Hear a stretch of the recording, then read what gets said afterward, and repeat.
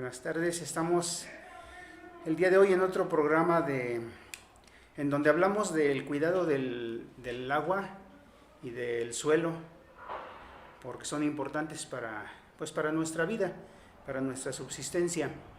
Vamos a iniciar hoy recordando un poquito en lo que nos quedamos la última vez, en donde pasamos un mapa en donde se veía la recarga del agua subterránea.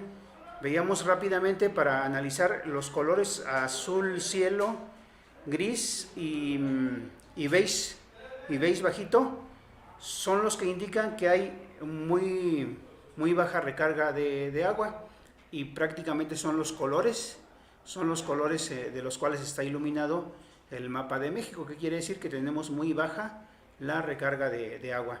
Esto lo estamos viendo rápidamente porque es el fundamento de por qué estamos abordando esos temas.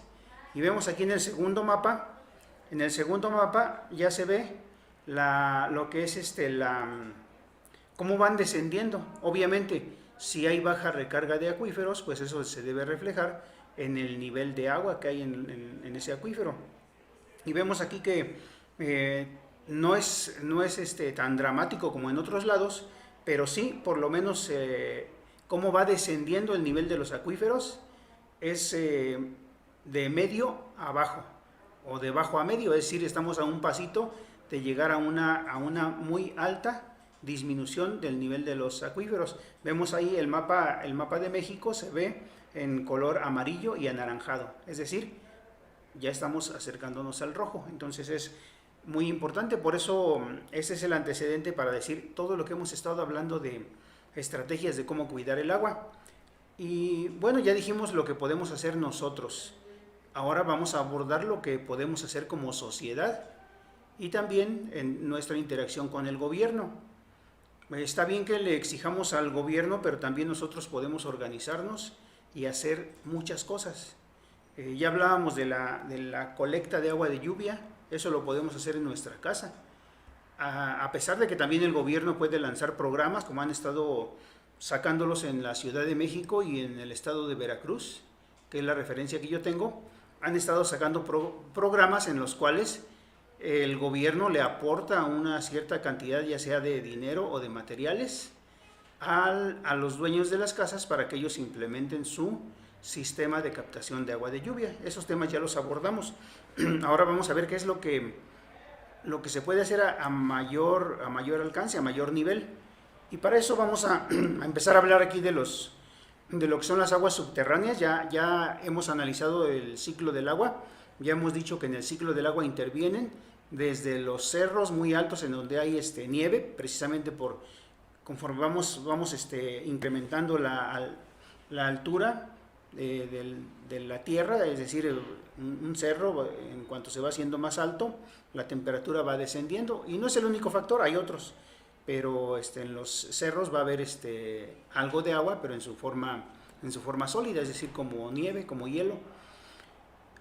Tanto esa como el agua de las zonas calientes, vamos a decirlo, en donde hace mucho calor, en las costas, ¿sí? Pues esa agua se evapora y forma nubes. En fin, todo eso está implicado en el ciclo del agua. Luego el agua se precipita o se deshiela el agua que está sólida, y todo eso pasa al suelo, y luego del suelo se empieza a absorber y llega al subsuelo, es decir, a lo que conocemos como el manto freático, es decir, el agua subterránea. Y esa agua subterránea es la que nos estamos acabando, y es en donde tenemos que intervenir, y hay un programa, un concepto que se llama siembra de agua. Pero ahorita esta imagen, bueno, espero que ya hayan pasado la tercera imagen.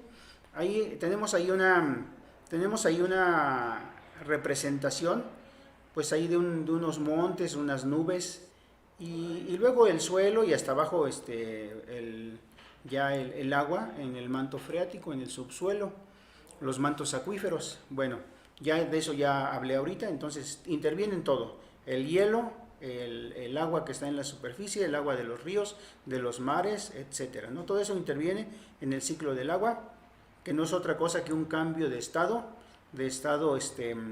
estado líquido a estado gaseoso, o de estado sólido a estado líquido y luego a estado gaseoso. Y esos cambios son simplemente cambios físicos, pero en los cuales intervenimos como seres humanos. ¿De qué manera? Pues acabándonos el agua y contaminando el agua. Pero ahora está lo interesante, podemos participar nosotros descontaminando o impidiendo que esa agua se contamine y también ahorrando agua, o como ya dijimos que se llama este concepto, sembrando agua. ¿Cómo se siembra agua? Pues se siembra agua haciendo que se vayan incrementando el nivel de sus mantos freáticos, haciendo todo lo posible desde nuestra parte para que se incrementen, para que se llenen nuevamente esa agua subterránea. Hay muchas cosas que podemos hacer, las vamos a ir anotando, o más bien vamos a ir avanzando en eso. Veamos aquí que hay diferentes tipos de acuíferos. Hay algunos acuíferos que están más al fondo del suelo, y obviamente para que el agua se mantenga y no se vaya, vamos a decirlo, constantemente hacia el fondo de la tierra, pues tiene que haber diferentes tipos de suelo. Para que pueda filtrarse tiene que haber suelo que permita precisamente la filtración, ¿sí? Es decir, necesitamos suelo, imaginémonos como la grava, la arena, hasta pasar por la arcilla, que es más de tamaño de partícula más pequeño, y unas características que hacen que se formen como una especie de témpanos e impiden que la filtración sea muy sencilla, hasta la piedra que sea totalmente impermeable. Y esa, aunque es impermeable, también nos sirve. ¿Por qué? Porque si esa piedra está muy al fondo, pues va a impedir que el agua siga avanzando hacia abajo, y kilómetros y que ya esté inaccesible, ¿no? Entonces, es una buena combinación que existe en el subsuelo de suelos arcillosos, de suelos arenosos y de roca. Todo eso conforma acuíferos confinados o acuíferos no confinados.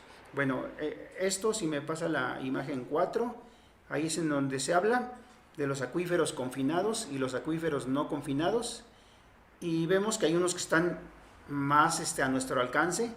Ahí en esa imagen se alcanza a ver una capa más o menos de color rosa, que vendría siendo el suelo, y ya más abajo está el agua. No es que esté el agua completamente líquida, sino que está en un material de donde es posible extraerla, ¿sí? Y luego hay una superficie que se ve como azul eléctrico. Esta estaría representando algo así como una especie como de piedra, ¿no? Que es más o menos permeable, pero no tanto, de manera que no permite que el agua que está más abajo pueda salir. Bueno, y aquí también otro proceso que se llama la evapotranspiración, es decir, el agua se evapora no nada más de la que está en los charcos, en los ríos, en los lagos, en las lagunas, sino el agua también se evapora de la vegetación. A ese proceso se llama evapotranspiración. Y no dudo que también tenga algo que ver la propia transpiración humana o animal, ¿sí? Pero es más importante la evapotranspiración, es decir, la respiración de las plantas. Por eso es importante también que esté nuestro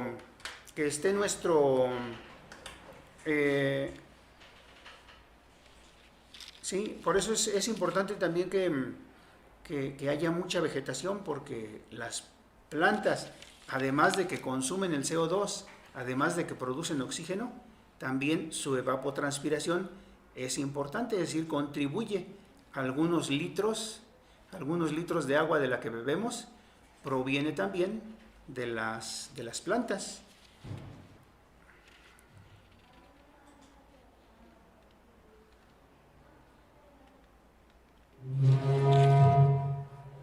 Bueno, estaba viendo aquí una notita que me dieron.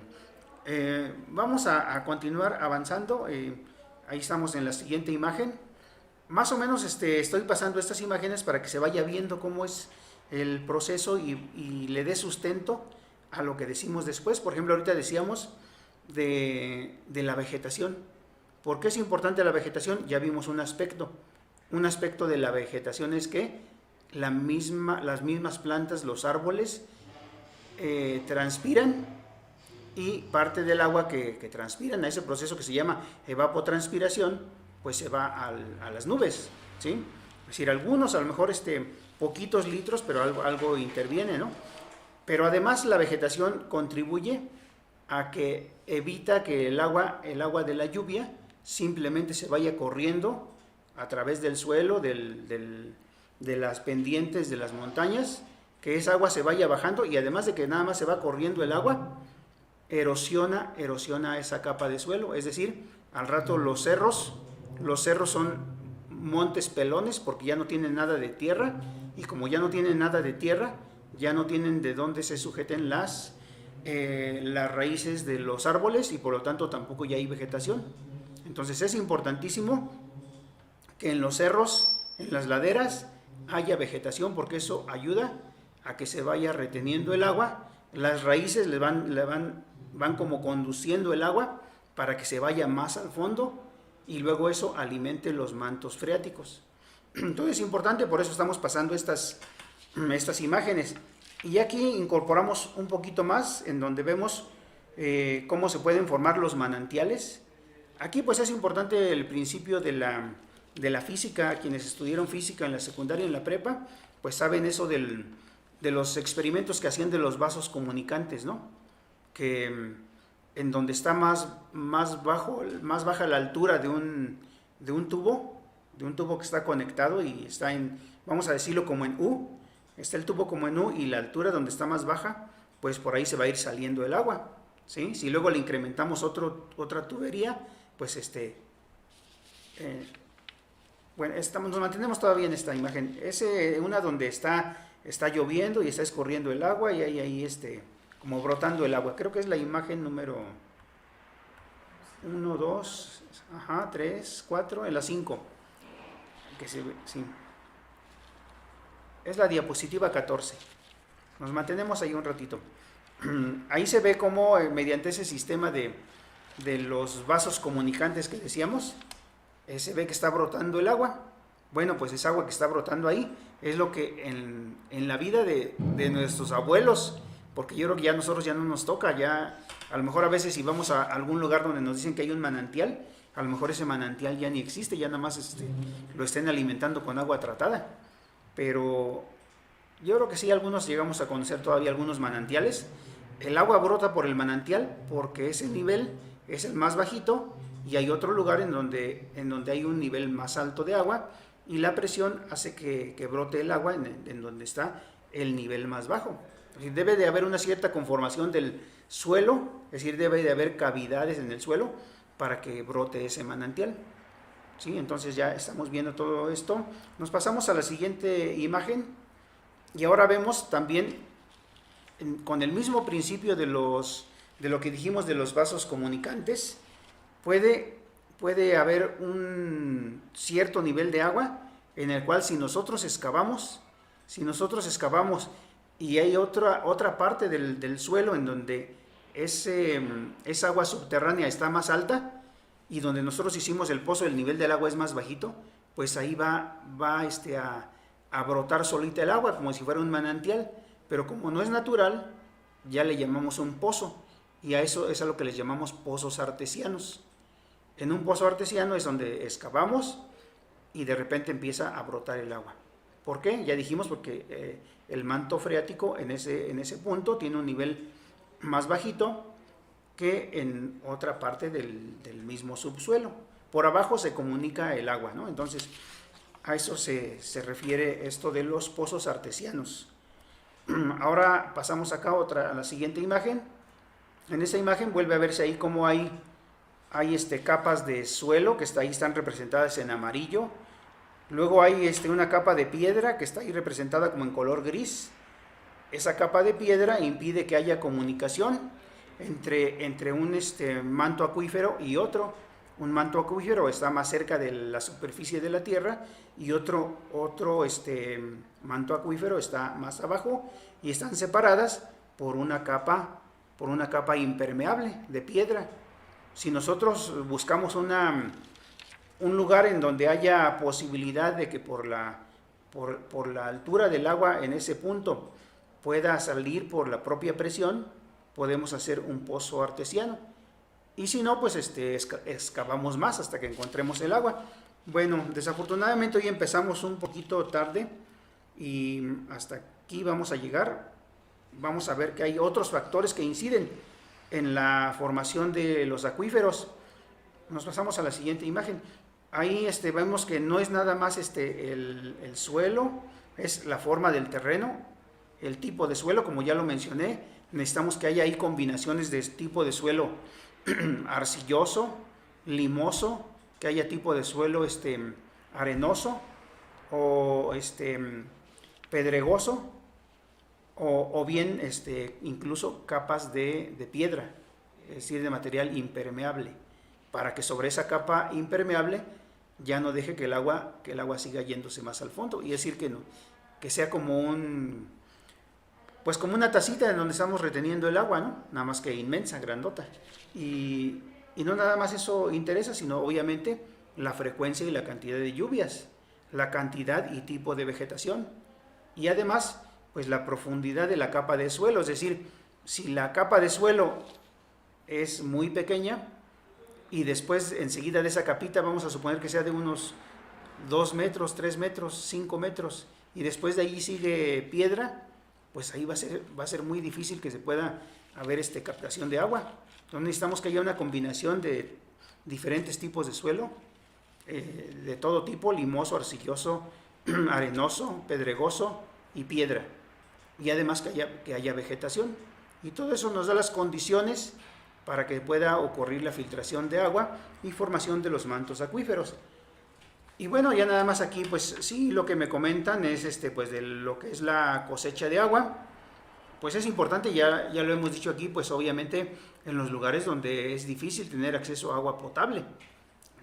Y pues obviamente sí depende de cada persona, pero también en lugares en donde no tienen ni para comer, pues es muy complicado también pedirles que aparte de eso hagan su propia cosecha de agua, es decir, cosechar el agua de lluvia. Eso depende pues también de la voluntad de los gobiernos, y aquí me comentaban pues de que esto sería importantísimo que se hiciera en la sierra y en todas las comunidades, ¿no? Pero obviamente hace falta la voluntad de los gobiernos. Por eso es importante que cada vez se vaya pintando más de color morena pues el estado y pues todo el país. Y si no, pues a los que estén en su momento o que sean de otro partido, pues exigirles que hagan el apoyo para la cosecha de agua, como se hace en la Ciudad de México y como se hace en Veracruz, que son gobiernos de la Cuarta Transformación. Gracias.